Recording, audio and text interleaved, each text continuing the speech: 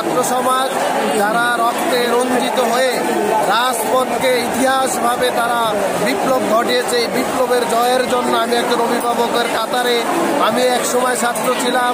ইতিহাস বলে দিয়েছে কোনো স্বৈরাচার ছাত্র আন্দোলনে রক্ত লাল করে সেখানে টিকে থাকতে পারবে না। যাদেরকে মারছে অসংখ্য অগণিত হাজার লক্ষাধিক ছাত্র মেরেছে। আমাদের দফা এক, দাবি এক, স্বৈরাচার পদত্যাগ, শেখ হাসিনা খুনি সরকারে।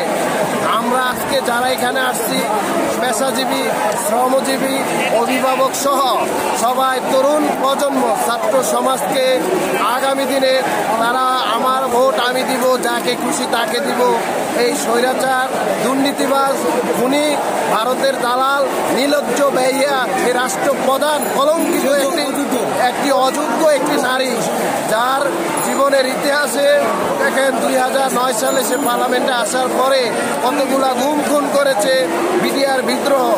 তারা দেখেন বাংলাদেশের যারা কর্ণধার অভিভাবক আজকে যারা সেনা চাকরি করে তারা বিডিআর বিদ্রোহে যারা নিহত হয়েছে, এদের তারা যোগ্য 50% নাই। কারণ যদিও এরা ওই যতটা যোগ্য থাকতো তাহলে নির্লজ্জ বেহিয়া বেশরম এই প্রধানমন্ত্রী এই রাষ্ট্রের একটা খুনি ছাত্র আন্দোলনে ছাত্র জনতায় গুলি করতে পারত না।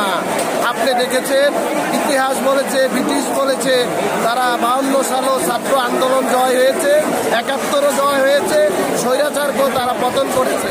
ছাত্র আন্দোলন ইনশাল্লাহ আপম জনতা বাংলার স্বাধীন সার্বভৌমত্ব রক্ষা করবে। ভারতে দালাল মুক্ত একটি স্বাধীন গণতান্ত্রিক দেশ ছাত্র জনতাই তারা আগামী দিনে তারা তরুণ সমাজ তাদের ভোট তারা প্রয়োগ দিয়ে তারা স্বাধীনতা তারা রক্ষা করবে, দেশকে রক্ষা করবে। পদ্মা সেতু সে ভারতের রোড ব্যবহারের জন্য করেছে।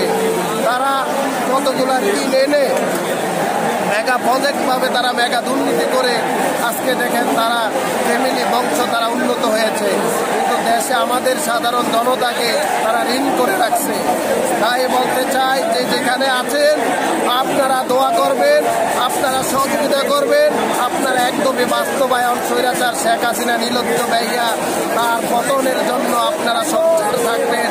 যে যেখানে আছেন যে জায়গা আছেন স্বৈরাচারের এই দাবি এই শেখ হাসিনার একদফা দাবি ইনশাল্লাহ আমরা বাস্তবায়ন না হওয়া পর্যন্ত ছাত্র সমাজ তরুণ সমাজ যাদেরকে গুম করেছে, যাদেরকে গুলি মেরে হত্যা করেছে, আপনি দেখেছেন আওয়ামী লীগ পলানের জায়গা পাচ্ছে না।